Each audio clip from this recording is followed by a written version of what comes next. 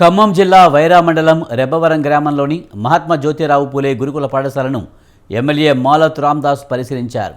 పాఠశాలలో మౌలిక సదుపాయాలపై విద్యార్థులను అడిగి తెలుసుకున్నారు.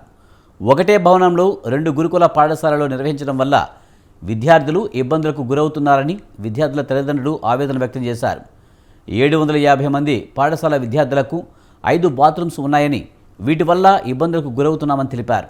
ప్రభుత్వం ద్వారా మరో భవనాన్ని కేటాయించాలని, విద్యార్థుల అవస్థలను వెంటనే పరిష్కరించాలని డిమాండ్ చేశారు. వారం రోజుల్లో మరో భవనానికి మార్చి మౌలిక వసతులు కల్పిస్తామని ఎమ్మెల్యే హామీ ఇచ్చారు.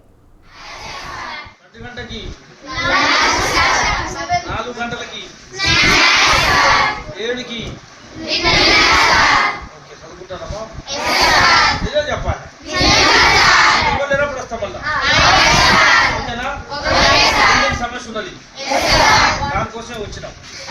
రాజశివ గారు